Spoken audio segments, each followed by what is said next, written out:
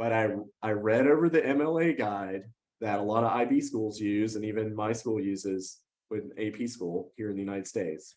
And I feel like using the MLA standard for a personal interview to interview the AI would work, as long as the entire conversation was loaded as an appendix in the back of the document.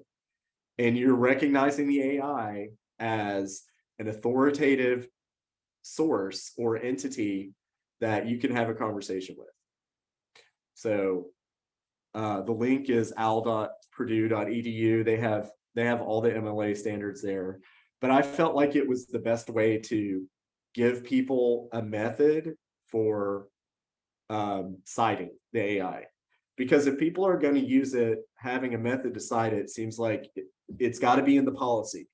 So if I try to imagine this, and we talked about this a bit on IT Babel. I try to imagine this so it makes sense. Like, I'm in a coffee shop and I'm talking to an engineer, and the engineer gives me a really, really good idea, and I bring that idea back to work and I implement it. Now, that engineer and I are talking in a public space, and that engineer has a name. So if I wanted to, I could say, hey, I was talking to John and John told me this, and I can use, and I think this is a good idea. I could also take the information and not say John gave it to me. And when my company comes out with it, John's going to say, hey, I had a conversation with this person and I gave them that idea. So if you, in my mind, it's better to reference the initial person you've spoken to or source so it's documented. It's just better, because even if John gets mad later, I can say, look, we had a conversation. You gave me the start of an idea, but it wasn't fully developed, and then I developed it. You could have developed it. By listing the information and documenting it, I have at least shown like good faith in the process. So I'm just trying to think of an ethical way to handle the information. And I'm treating the AI like an authoritative source, like a person who I'm speaking to, and I'm documenting the interview. So this is just my recommendation, but I'm sure all this is going to be fleshed out. And I'm sure that someone is going to, this is my prediction, someone's going to take an AI output and put it in an IB paper and submit it to the IB, and it's going to get moderated, and then we're going to see. Because we had that conversation before, so what actually, I think it's basically exactly what you said. So what the head librarian said is that the output of the chatbot can be quoted and cited. It's only if the AI, it's only that the AI cannot be considered to be the author. And so what he says is, when attempting to use of an AI as a source, content that was produced would be work to be cited. The AI would be the alleged author of this work, so that does not work. So you can, so in essence, because it's anonymous and the way that the citation works, I guess that's how you would cite it, as an output, not as the author. And I feel like a personal interview citation is similar to a journalist quoting an anonymous source, where they're including their notes for fact checking. So that's kind of how I'm approaching it. But I don't know. It is very easy to get the conversation and put it in a document too. It's not hard. So this is technically possible for high school students or older kids who would be using the service to possibly complement a larger work for something like the IB or the AP. Yeah. No, very true. So, all right, that's all I have on the security. So this is the begin stating opinions section. But there we go. All right. So anything you guys would like to add? I mean, I know probably over the last week, everybody's had a million conversations and it's pretty exhausting, but anything you'd like to add? What I'm doing with this section, just so you know, is this section, if there's some good back and forth, I'm going to cut this section out and join it with yesterday's section.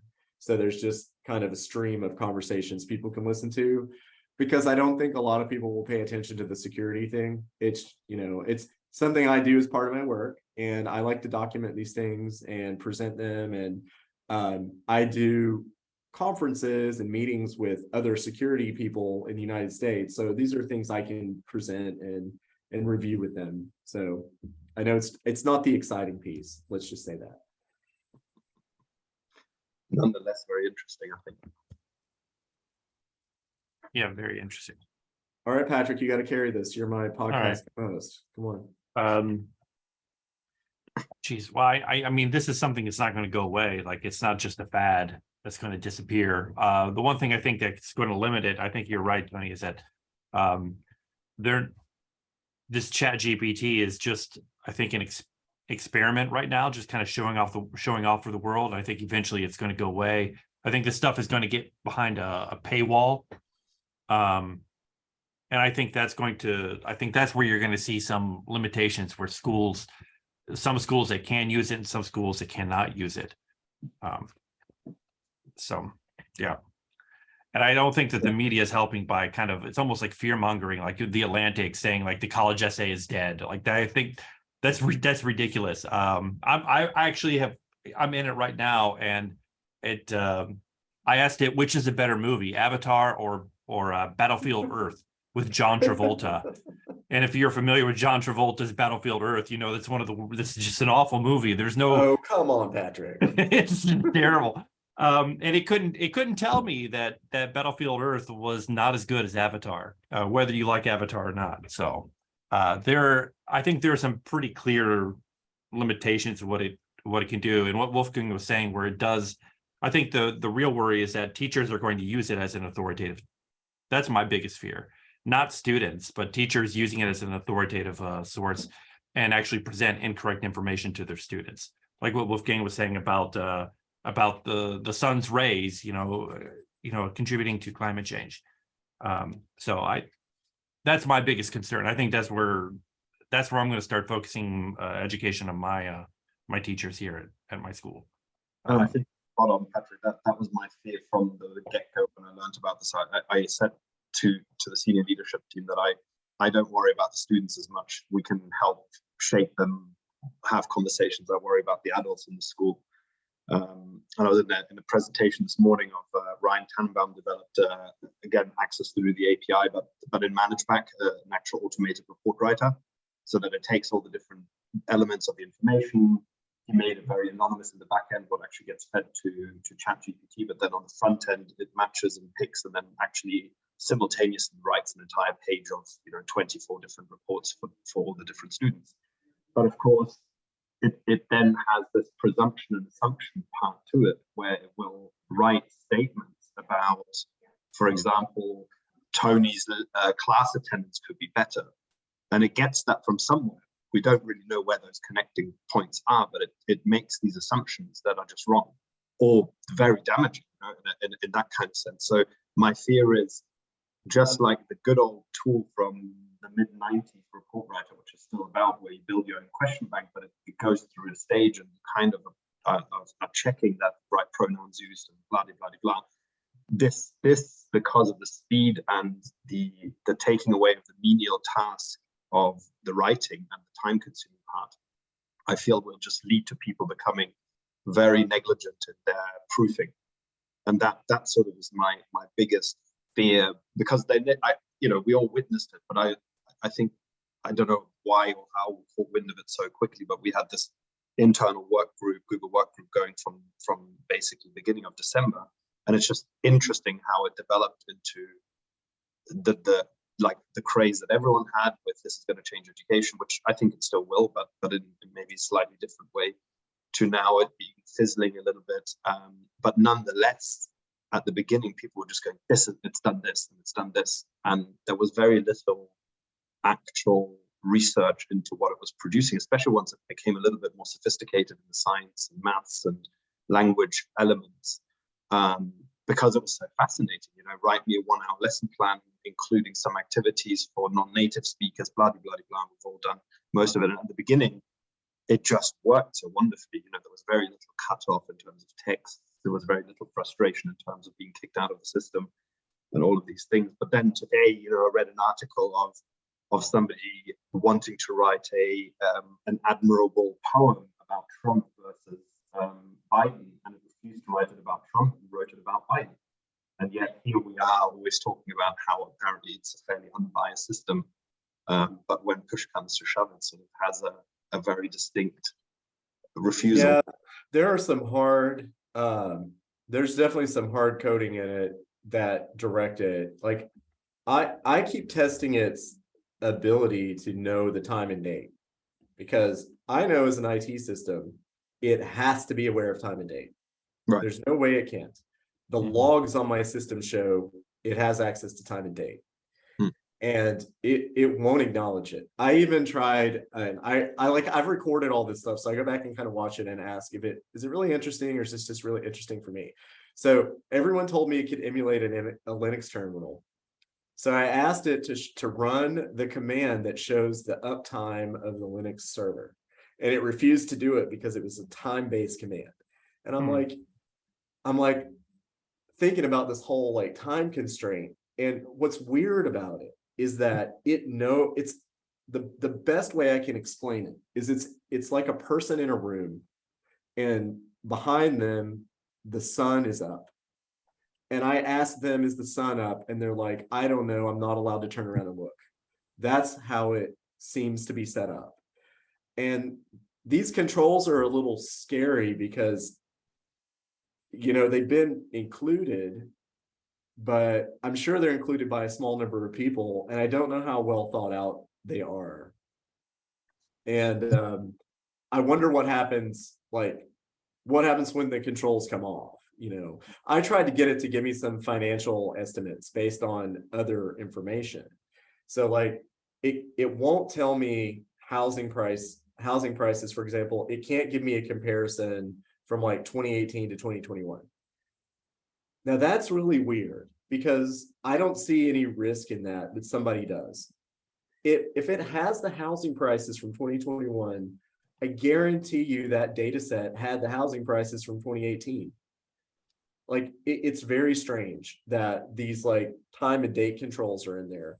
And I find that to be some of the most useful things you could do would be having it predict trend lines or showing you possible trend lines based on these types of calculations.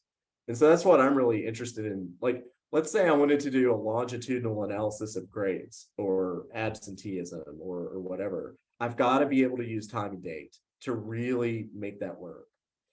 And that's the kind of growth I want to see in the product. I want to be able to use it for predictive work, like not what happened 20 years ago, not historical information. I want its opinion on prediction. That's really what I would like to see in terms of like product growth. And that's what I'm kind of tracking and looking at.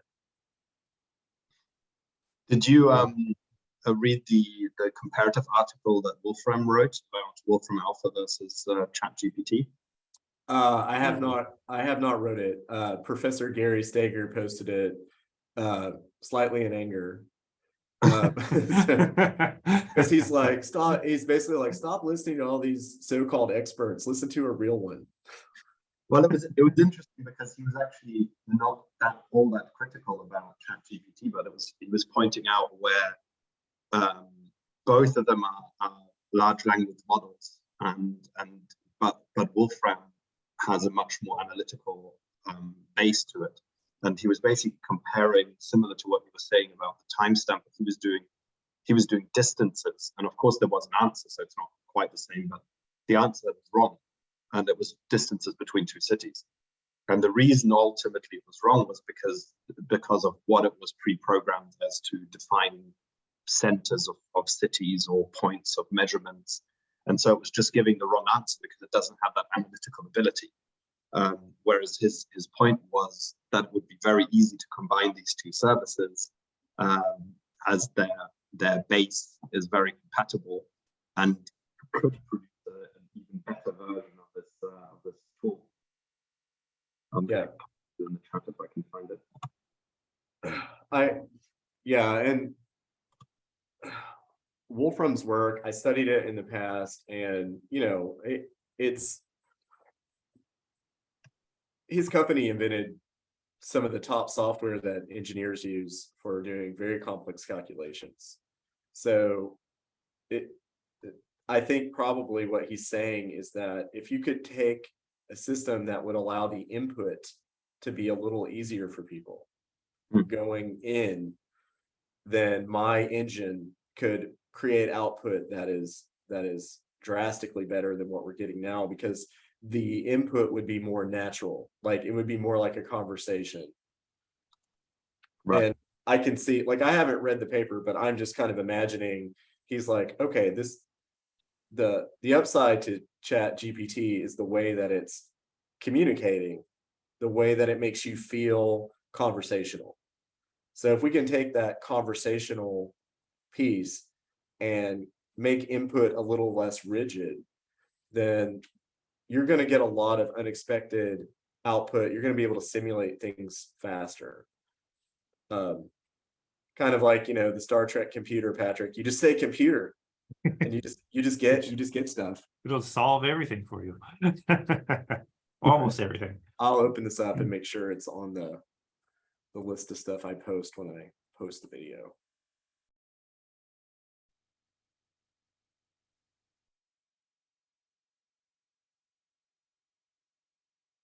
I'll jump in if everyone's going to sit quietly. I'm quite bullish on AI and the use of these these chat AIs coming in the future. I mean, I think this has opened a window that's just going to explode over the next few years. I read an article recently where someone was talking about the how Apple has been building these machine learning chips. Or machine learning, the neural engine that they call it, into all of their M1 and their A series chips over the last few years. And they're actually quite powerful. You can load models directly on them, and they'll run at the edge. So this idea of these machine learning systems, instead of running on a central server like we have with OpenAI, this idea of these ML systems running at the edge. So everyone basically has their own custom learnt AI system, because it's sitting on your device and it's not necessarily getting fed back into a central system. So, what you're saying with sensitive information, I can see the possibility of running one of these locally and essentially flicking the off switch on the network. Like we're getting the ability to do, more things with OK Google or Hey Siri or whatever. We can do if we've lost network connection. We've got more. We can't do everything, but we have more capability. So I think there's a lot more of that coming. I think it's kind of cool, that idea. Yeah. But I think blocking it at the network level is a terrible idea. I really don't think trying to block, or even, monitor maybe, but blocking at the network level. I was reading the New York school district decided to block it. I know the Queensland Department of Education has just blocked it all throughout Queensland and Australia, which I don't know. What? So until probably next week, I have it blocked on my network. Now, the only reason I have it blocked is the same reason everything gets blocked when it comes out until we review it.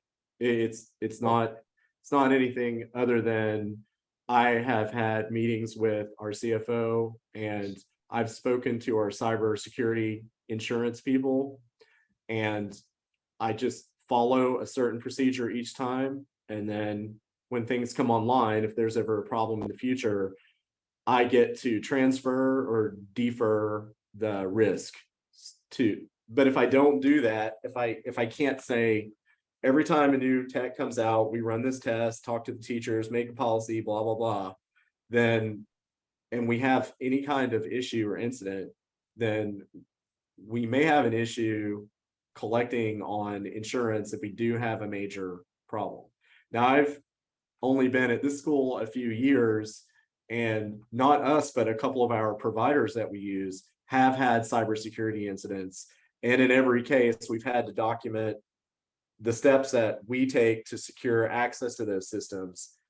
And we've had to contact all of our families and tell them what's happened, even though we didn't do anything wrong.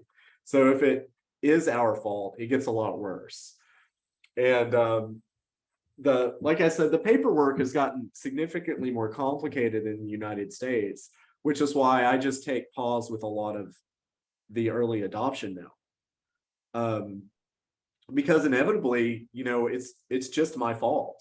Like that's where it comes back. People are like, why are you being so paranoid? I'm like, I'm not really being paranoid. I just don't want to lose my job over a chatbot. And if you can wait like 6 weeks for me to put it through its paces, get some teachers on it, pilot it, see if there's anything weird going on with it, I'd really appreciate that. So I won't lose my job in case this thing goes crazy.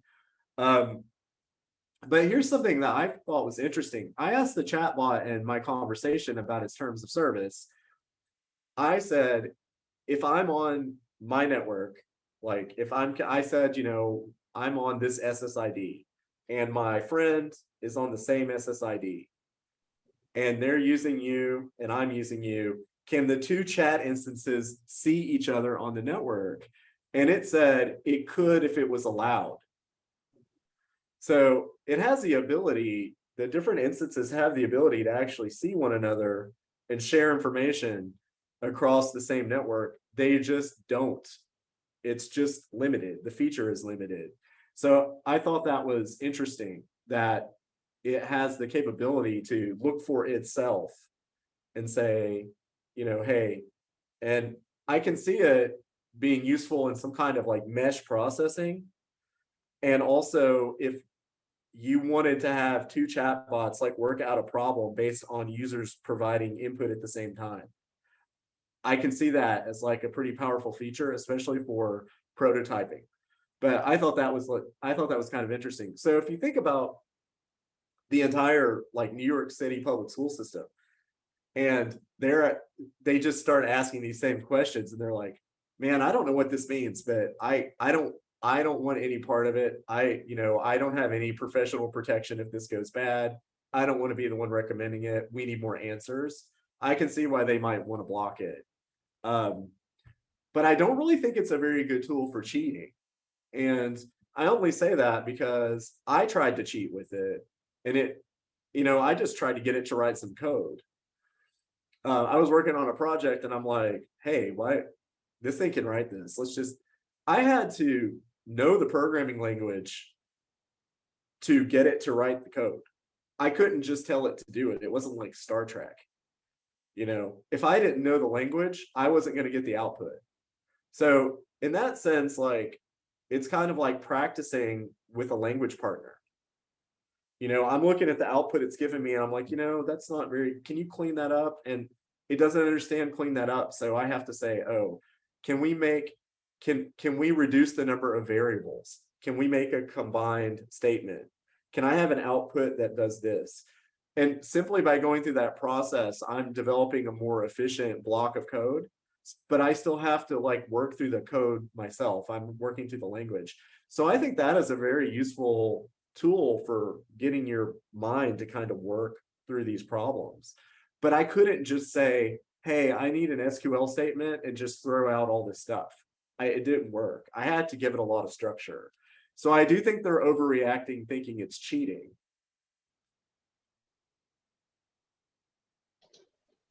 Do you mind if I jump in a little bit? Is that okay? So I'm just going to turn my headphones down.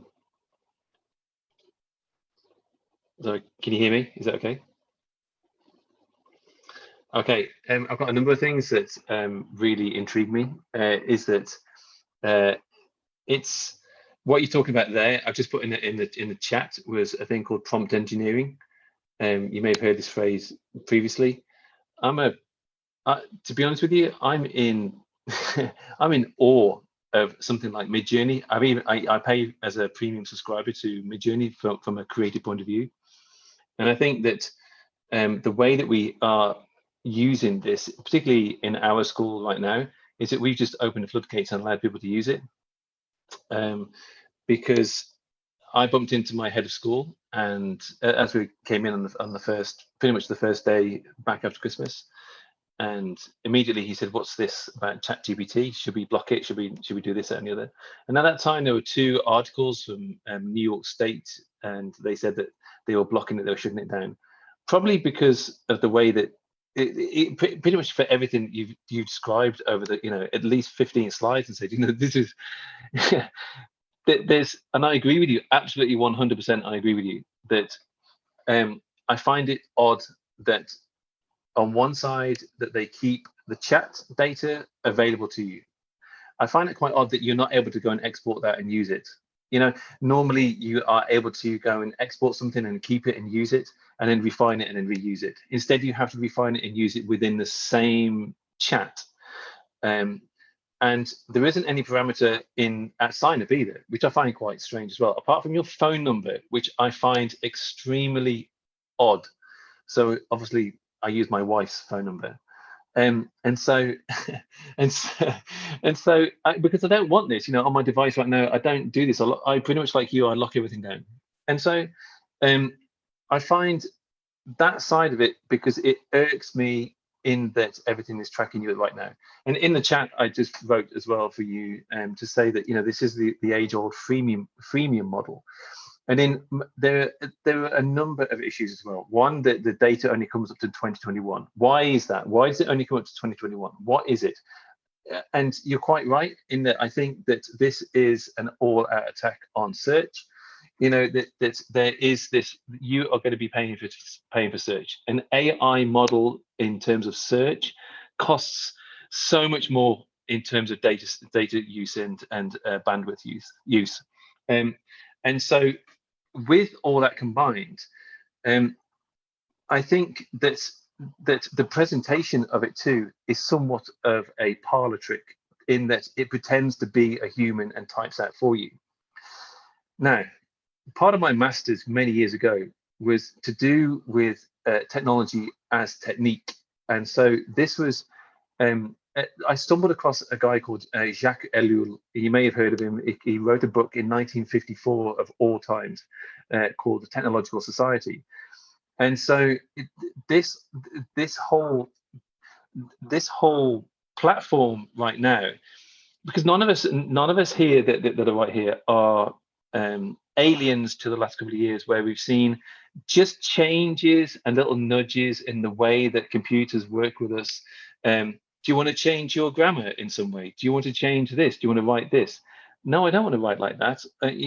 I have a large diction, thank you very much. I'm going to use my language however I like. And so but many people will use this, and you talk about low-hanging fruit, and the low-hanging fruit is the general populace, and they will go with this, and they will change their language in this.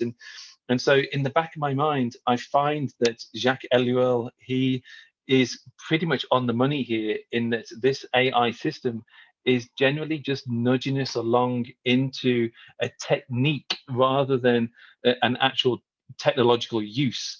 And it worries me in that the people who are using this are the people who are a little bit dumb to it and think that it is going to help them in the short term. It's going to help them pass grades. And these are kids. These are the kids. These are children who are completely malleable. And we're the ones who have to go, wait a second, you need to understand this, and this, and this. And this is the historical context of this, and this, and this. And nobody wants to listen to that. That's the way that it is right now. Headline is the story, if you like. And so right now, I'm looking at it from half from what you're saying, but then also, as I said at the very beginning, that I'm in shock. I'm in awe of how I can, I mentioned here, prompt engineering. You're talking about prompt engineering, how I can actually, I just produced a whole 8-week lesson structure for a brand new project based on this, but dipping into what you said as well, I'm not a coder, I'm a teacher, and so you were saying that you have to have those years of knowledge in order to be able to understand the code. Whereas I have to have the years of knowledge to go, well, my students can't do this. Their targets are X, Y, Z. And so I'm going to bring this back, but I'm still going to use it. And then I'm going to go and refine my lessons, and I'm going to personalize them, which again comes back to Jacques Ellul, where it is the technique, and I'm refining my technique. And I think that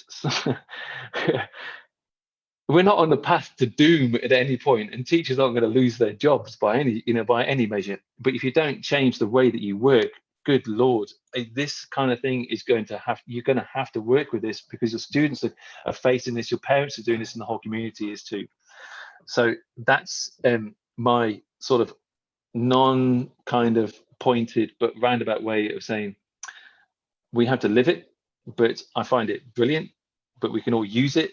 And there's a massive creative angle for it.